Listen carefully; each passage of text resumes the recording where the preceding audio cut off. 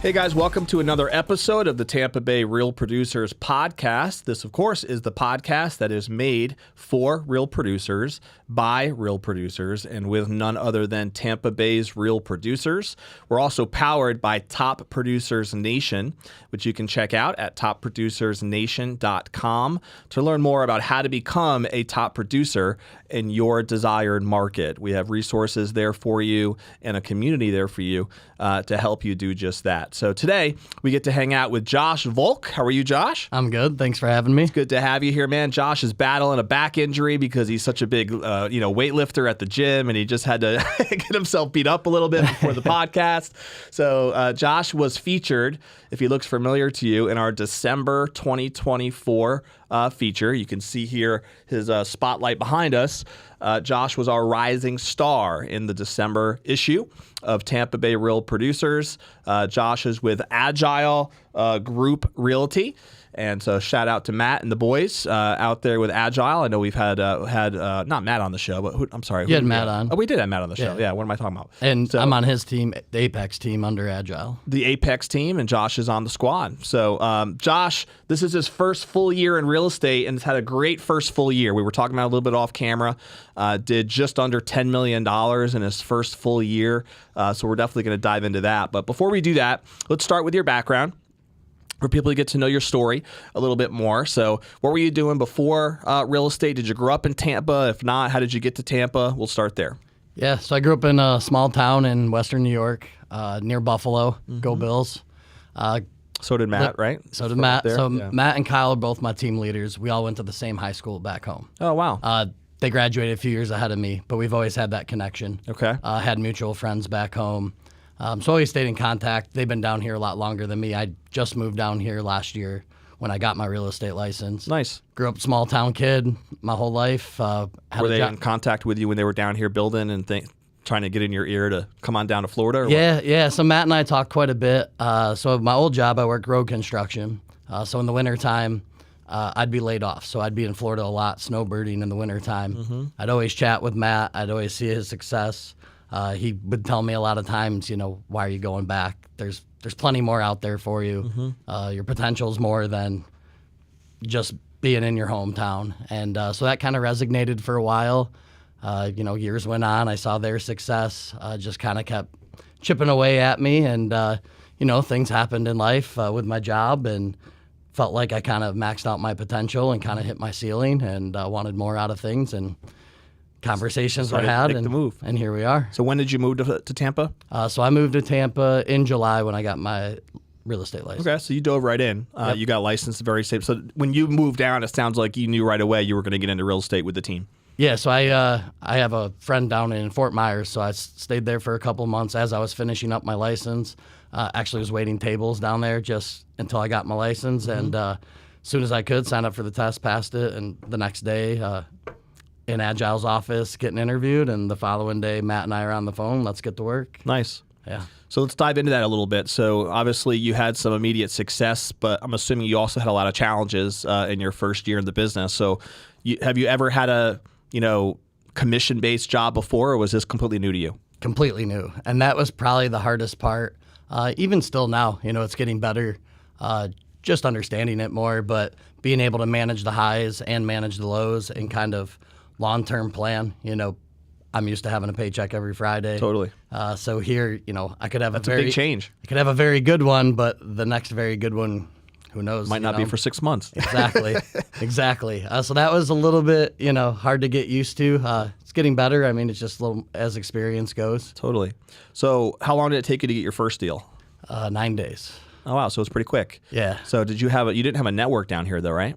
No. I pretty much just started hat in hand. Yeah. Just so what me and my did work. you do? What was your initial strategy? So I had a couple lead sources I was getting from the brokerage. Matt and Kyle were kind of giving me a hand with that as well. The biggest thing to get out in front of people was open houses. First 3 months, I probably did 1, if not 2, every single weekend. Was able to get a couple deals from them. It was like my second month, I think. I got one, in the 800, right around the 800 range. Cool. Not knowing anyone, being able to just people you met at open houses. People I met at open houses, and A, finding business, but B, also just getting in front of people and just kind of working on your craft and preparing yourself. It's basically a cold meeting. So when you cold call, you just kind of revert back to that on, hey, this is what worked. Hey, this is what didn't. Okay, let's not do that again. Let's try a different approach. So just getting experience. Yeah. And really, the only way I know is just jumping in the deep end and figuring it out. Yeah, man. And in your first full year, I mentioned earlier, you did just under $10 million and over 30 transactions, which is, again, is a really solid first full year. Congratulations. A lot of people, it takes them multiple years to even get to that $10 million mark, and you're basically knocking on the door of that in your first full year. So of these 30 transactions that you served, how many were buyers versus listings? So mostly buyers. Buyer side, yep. If I had to pin it down, I think it was 25 and 5. Okay. 25-6. Got it. Somewhere around there, but mostly buyers. Definitely a road warrior. Pretty much go anywhere. Are they all over Tampa Bay, basically? And beyond. And beyond? Yeah. Okay. So I have a listing in Gainesville, and then I've done multiple sales in Ocala. Been as far south as Cape Coral area. Okay. So kind of a little bit of everywhere. Yeah. Just and one in Orlando as well. Lead sources just from, you mentioned open houses as one of the things, so some of these might be from the brokerage, it sounds like, as well. Are there other strategies or anything else that you've done that you feel like has been profitable for you in year one? So most of what I'm getting is mostly from my team, mostly from Matt and Kyle. Okay. So we've partnered with them. And their leads sounds like are coming in from all over the place, huh? Yeah, mostly internet leads. Yeah. We do have a partnership with Mike Brennan at Rocket Mortgage, so we get some from him as well. So mainly team stuff. Yep. Some here and there from self-generated, just from people I met at open houses. I'm starting to see people I've done deals with at the very beginning. I'm starting to get referrals from them, family members, friends. Yep. So just still kind of building the farm. How important, Josh, do you think it is for a newer agent who wants to see, your level of success in their first full year to hook up with the right team? Has that been a huge part of your success, it sounds like? I'd say it's one of the biggest parts, at least for me. Definitely having a team that they've been successful as a single agent, so they kind of know what you're going through. They know how to help you. And also for me, not everyone might be in this situation. It's people I've known a long time. It's people I trust. Totally. It's more than just a work relationship, which was a big deal for me to move down here because, quitting a job you for didn't really 15 know anybody years, down here, right? not Other knowing than anyone here, Yeah. To have a little bit of that security, knowing that, I'm going to work with my brothers, not just, coworkers, was definitely a big confidence boost for me.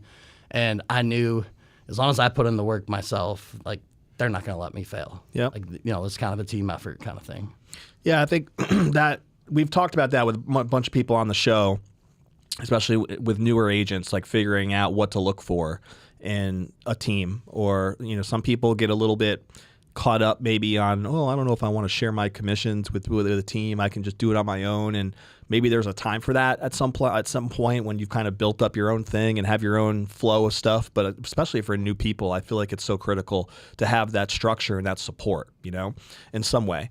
And obviously it's worked for you in your first full year here.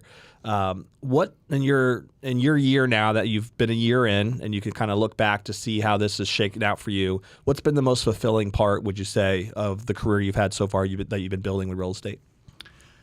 Just really seeing the impact, like with my clients, just actually feeling like you made a difference with someone. I mean, obviously, this is our business, paychecks are needed, but to help someone who's just completely lost at the beginning, and just being able to fill in the blanks, being able to guide them, just super rewarding and super fulfilling.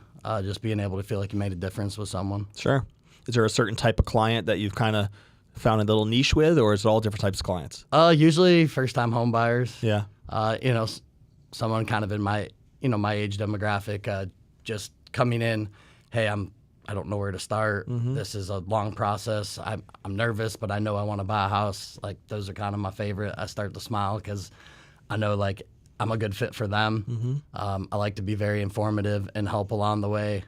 I like to feel like I have quite a bit of patience. So when they ask the same question over and over, like, hey, that's fine. Yeah. I'm here to help. And it definitely, now I feel you have like, a track record, right, of success with people like that. It sounds like that you've helped. So I would imagine that would add confidence to any first-time home buyer's experience, as you can kind of tell them, here's where you're heading, right? Here's the story. Here's an example of this person we helped, and this person and that person, and what they felt. And they had the same question that you had, but look at where they are now. And so I could see where that story is a big part of your success ultimately, is helping people see that vision. Yeah, I agree with that. So I had, two of my favorites that so far, over the first year, and both first-time home buyers. One didn't think they could financially afford it. The other one just thought it was too confusing and too frustrating. And, both times, a little different scenarios, but not only got to the closing table, but saw tears on closing day, and they were so happy and so thankful. I still talk to them weekly. Cool. Holidays just happen. They're sending me pictures, like, in their house with their family, and, like, I feel a part of that. Like, I feel I helped accomplish that goal with them. Yeah, man, that's huge. Absolutely. For most people, it's still always going to be the biggest investment they ever make in their life, right? Yep. And so there's always going to be that emotional tie. Do you find any other people of your network from up north in New York that want to make the same transition to Florida, and that you can either help from a real estate side or maybe even want to get into the business like you have? Yeah, I've had a couple, mostly people that are realtors back home. So where I'm from, completely different real estate market. Sure. And different world. Yeah. So I've had a couple of people, they've been in it much longer than me. First, they're just super proud and happy, always congratulating me on successes I've had, but then they start kicking the tires and asking more questions. Yep. And, hey, if I wanted to make that move, kind of thing. Makes sense. How many, were you working harder than you thought you were going to work in this first full year? Yeah. The old cliche, it's not work if you like what you do, Sure. kind of thing. So there's a lot of times that I am putting in work or sweat equity, but to me, I love the grind, so it's fun, and it's all part of the journey, kind of thing. So at times, it's more mental stress than I guess I was anticipating.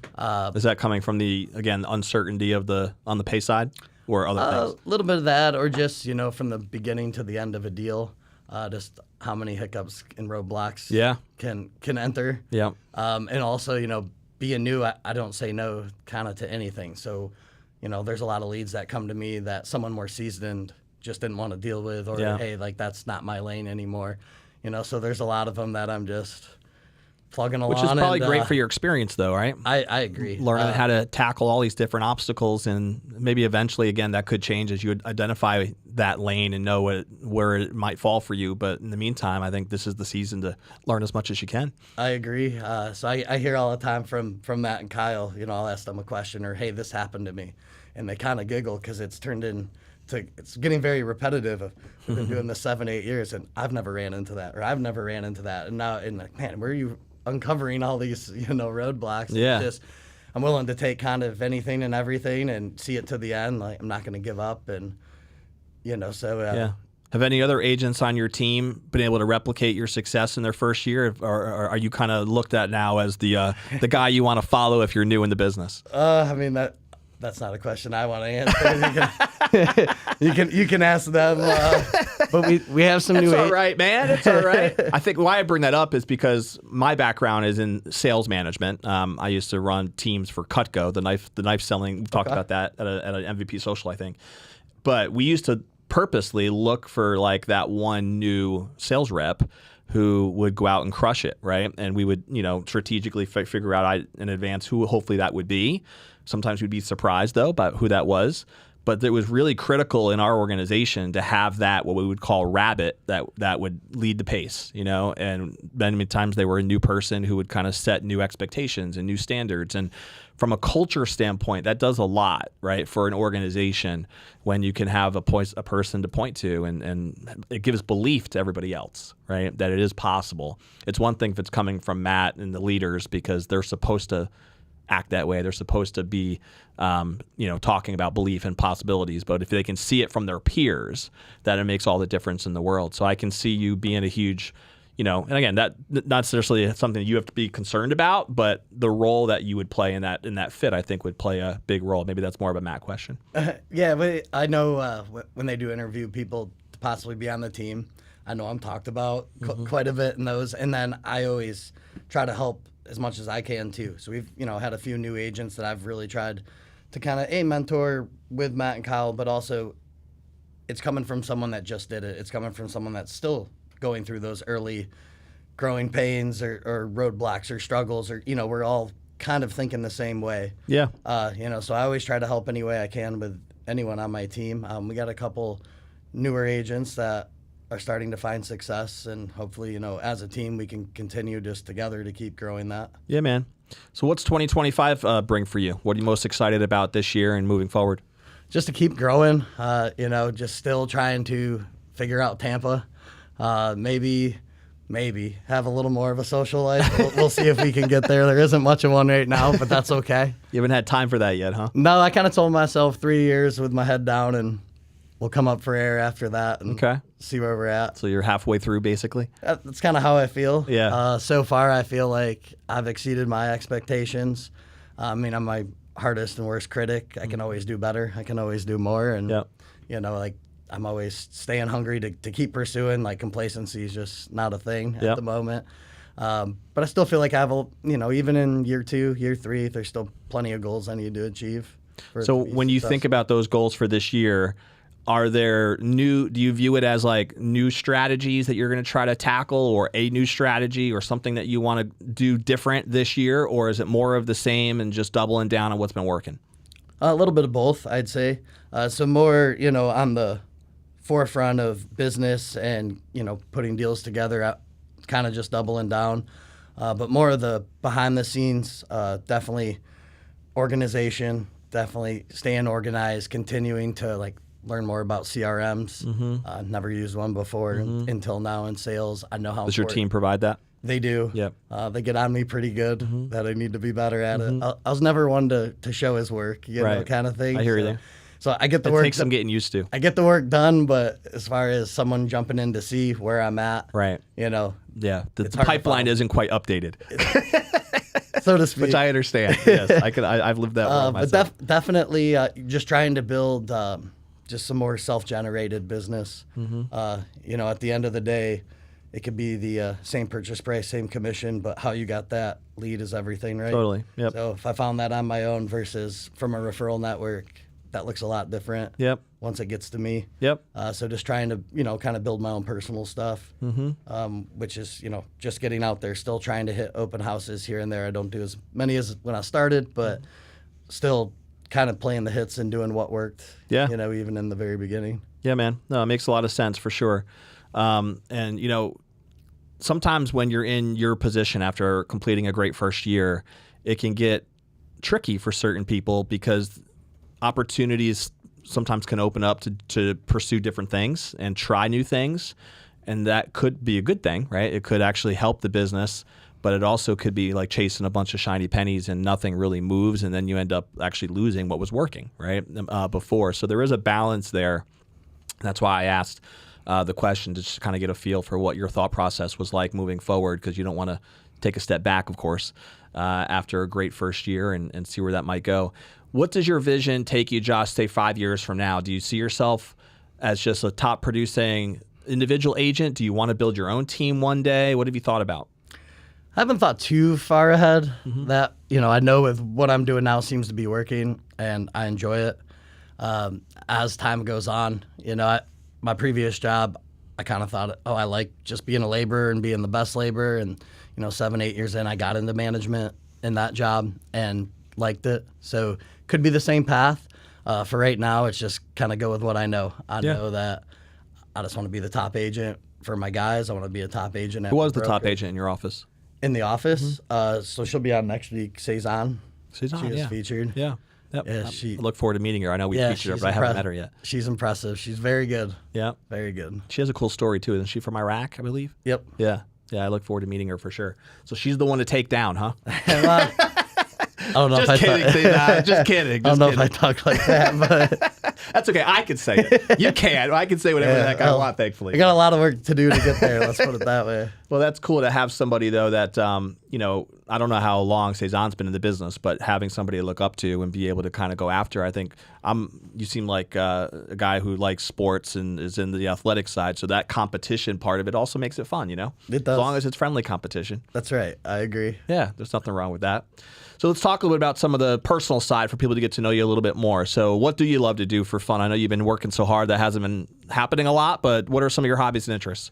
Yeah, it's the social life's definitely taken a back seat. But I've definitely gotten into, just focusing on my health, making some big lifestyle changes over the last few years. While you're not hurting yourself? Well, I'm not hurting myself. Yeah, so just, a healthier way of eating, staying active, hitting the gym. I do like the golf. Not that great at it. Haven't played a lot. I've always been a bowler. You didn't play in our tournament, did you? I did not. Okay. No. We'll have to have you next year. Yeah. Yeah. I've always been a bowler. It's a Northeast thing. It's always been my niche. Yeah. Pretty good at it. Done it my whole life. So that's your gift, huh? I guess. Wish I had Any a perfect different one. games? 24, I believe. Really? I think we're up for Wow. that. So you do have a gift for the bowling. I've never thrown a perfect game in my life, but I don't know what I would do if I actually bowled a 300 one day. Yeah, it's just something I grew up. My family was always big into it. Yeah. Winter sport and Are everything. you a member of a league at all, or? Yeah. I are? just got back into it down here. Cool. So I do bowl in a league. Okay. And it's kind of getting the competitive juices. Where do you live? flowing South again. Tampa, or? I live in Lutz. You live in Lutz. Okay. Did you buy a house when you came down here? Or are you renting?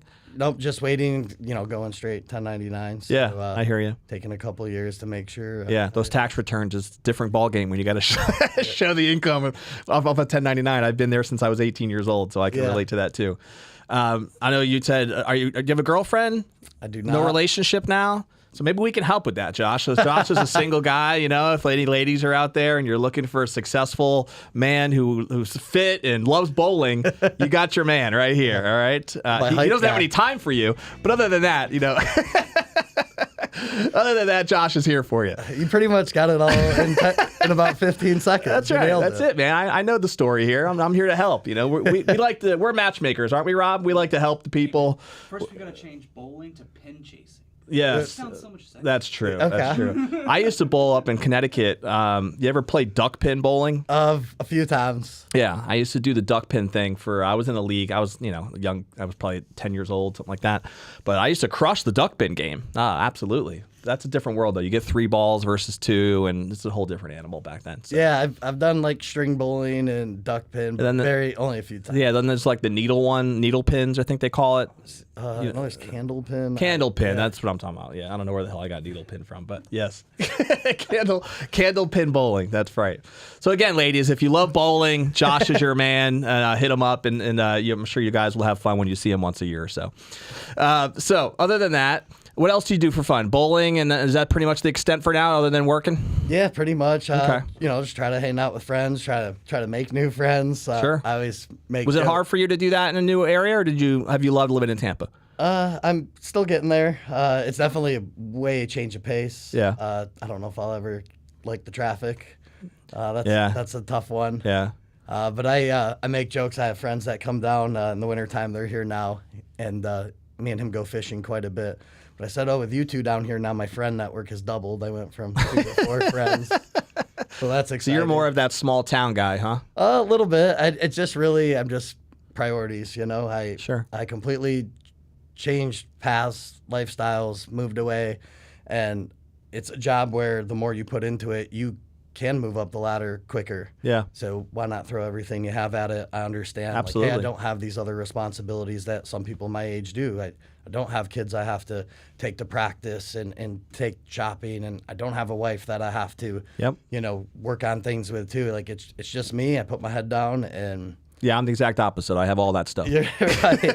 And I mean, sometimes it's hard. Sometimes it can get lonely. Sometimes it's, what am I chasing here? Sure. It's just kind of having that. You think you want a family or not sure? We'll see where life takes me. How old are you now? 36. Okay. So you got some time. A little bit. Yeah. I mean, how old was I? I got married, Rob. I was 32. I was 32 when I got married. So yeah, I was younger than you, Josh. I'm gonna get kicking here. But yeah, I mean, everyone's got to find their path, and you just got into real estate a year ago. So I think these first couple of years, as you said, are really about building that future, that foundation. Yeah, Kyle you did a great job. When I first started, we always like to make analogies, and Kyle made the analogy of it being a farm. And you have to plant your seeds, right, to have your crops grow. Yep. And the more seeds you plant, obviously, the bigger farm you can have. Without a doubt. We've always just kind of used that as our analogy, and he'll call me like, "Hey, how'd those go last couple days?" And they're not quite ready now. He's like, "That's all right. Like you planted something in the farm. Yep. Something planted." And that's where the CRM could come in handy. Is if you utilize that for follow-up systems and allowing that as a tool to a lot of people drop the ball on what it's really supposed to be used for, but that extra communication so that you can follow up and consistently try to plant those seeds or water the seeds and nurture them. Yep. That's really what it's all about. Agreed. Yeah, it makes sense. So a couple rapid fire questions for you, Josh. Do you have a favorite book, author, seminar at all that you've ever attended that you feel like has made an impact on you? So last year, when I was kind of deciding, do I want to make this huge life change, my trainer Adam sent me a book by David Goggins called Can't Hurt Me. Mm-hmm. It's like timing and everything to read that book. Like it was like the perfect book to read then. Cool. Pretty motivating. I don't know how much you know about him, but I've heard him on podcasts and stuff. I've never read his book though. He's had a couple of books. Yeah. But it was like I said, just timing and everything. It was where. It's an old military guy, isn't he? Yeah. Yeah. Yep. Was he a Navy SEAL or? Yeah, he was a SEAL, and he was always before he got in wanting to be in the military, he was also very big. Mm-hmm. He was much overweight. He lost a lot of weight. Mm-hmm. Now he runs. Yeah. Does Ironman. Crazy fit. Yeah, crazy fit. Just his whole story was just really interesting. Just to me, it was kind of you don't think you can make this big change, and then you kind of see someone that did it, and then sometimes like when you're feeling bad about yourself, to read something that, hey, there's a lot of people that have it much harder out there than you. Yeah. Sometimes you just gotta. Absolutely. Have you ever read anything or heard of Jocko Willink? I have not. So he's an old Marine. I think he's an ex-Marine, might be Navy SEAL as well. He wrote a book called Extreme Ownership, which I think is very relevant to success in real estate as well. He's just about those specific. Now he uses a lot of the stories of his military background and like the planning and the discipline and the execution and the debriefing and everything that went into fulfilling a mission, right, on the military side, and how that portrays into the business world, right? So it was fascinating, and I think it's his background and story. I think it's similar to Goggins, so that's why I brought it up. Gotcha. Yeah, no doubt. You would probably enjoy that too. You can check it out if you want. Extreme Ownership, Rob. All right, check that out too when you get a chance. How do you know I'm over here taking notes? What was my other question for you? Do you have a favorite movie or TV show? So favorite movie is Wedding Crashers. I'm a big Vince Vaughn guy. Are you? Find him like very the comedy funny. side? Yeah. So he just had a show on Apple. It's the first time he's been back in a long time, called Bad Monkey. So I just got into that. I just finished that. That was. Is it like a comedy stand-up? No, it's a comedy, but he's a detective. Oh, it's a show. It's a Okay. comedy in like not a comedy world. Like Gotcha. He's a detective. There's been murders, but I'll have to check it out. He's still Apple Vince TV? Vaughn. Yeah, Okay. Bad Monkey. Have you seen that yet, Rob? it's a good Not one. me neither. Put it on the list, man. We get a lot of good ideas here for sure. You have a favorite food? Pizza. Okay.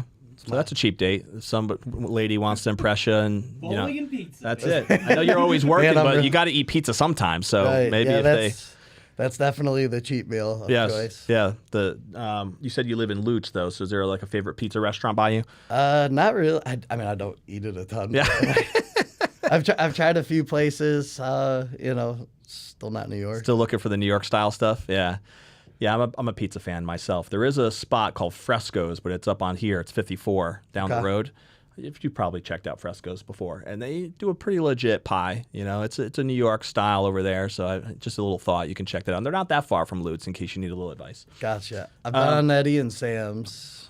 Is that down by you? That's downtown. Got it. But it's New York style. They bring the water in. Oh, the one right in downtown. Yeah. Yeah. When we go take the kids to the Straz Center, that's usually where we stop by too. Right around the corner from there, right? Yep. Yeah. I know what you're talking about. I used to go to University of Tampa, so that was kind of a spot that we would check out as well down there. Gotcha. All right, so we're going to put a bow here on what I would call the legacy question. I think it's cool talking to you. First year in real estate, a lot of people struggle, as we know, in their first year. And I think you made a decision to commit to it. And one of the reasons why I think people struggle is they don't commit to it right away, or maybe they do eventually. But that decision that you made to burn the boats and just dive right in, and knowing that you had some uncertainties with not getting paid every Friday and not knowing when that commission check's going to come, there's a lot of fear there. But you overcame it, and you're maybe there's still some of that fear that exists, but you've been plowing through it anyway with the action. So I applaud you for that, and hopefully all the best to you in 2025 and beyond. But one day you'll probably be looking back and thinking about what you'd want to be most remembered for, right? What you'd want that legacy to be, whether that's family, personal, or professionally. What are some thoughts that come to mind for you, Josh, as far as what type of legacy you'd want to be most remembered for? I mean, I, of course, want to be successful, right? But I'd rather be remembered for just who I am as a person, just my kindness, always looking out for others, always putting others, before myself, whether it's friends, whether it's family.